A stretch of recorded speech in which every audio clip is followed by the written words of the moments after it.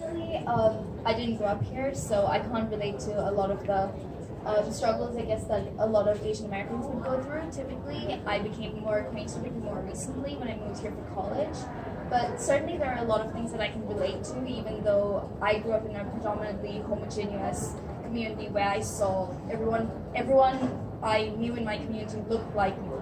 So I didn't really face that much of a struggle until I came here. But these are some really interesting points that came up that I wouldn't have otherwise thought of, like, oh my gosh, yeah, that's really not so great. What those certain things that people do, especially when they see someone Asian, and to put us under such a huge umbrella when we represent so much diversity. I think that's kind of sad, and it's great that CCA is actually organizing this event to open dialogue about it.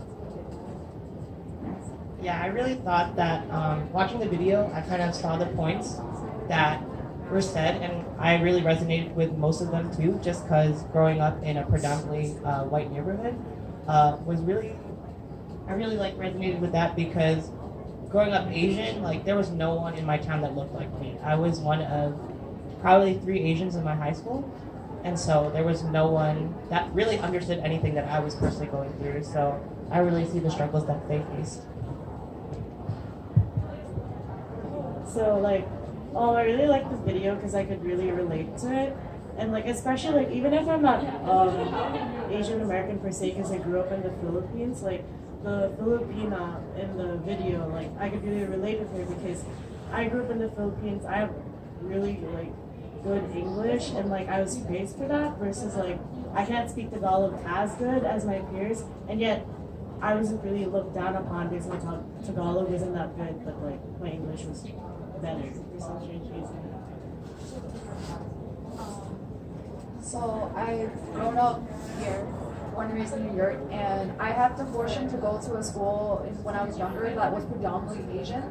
So I never really felt isolated, but once I'm out of that school situation, when I see people on the train and they make fun of me for being Chinese by calling me Chink, or like just making these really stereotypical racist noises, it's very, I guess, upsetting to hear, and also it makes me very frustrated, and I want to fight with them sometimes, but I know it's best not to. So I really understand a lot of points that were brought up in the video, and I agree with a lot of them. So my experiences are slightly different in that I'm from Hawaii, so I'm part Chinese, part Filipino, amongst other things. And that kind of diversity is really common in Hawaii because of sugarcane plantation history. So on some level, there's a lot more diversity in that way, and you can find people to relate to.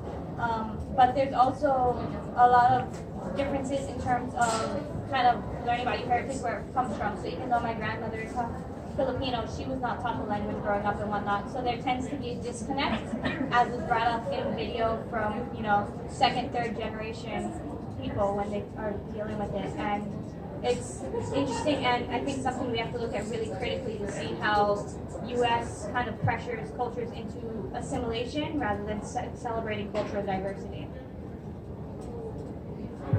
Hi, my name is Paul.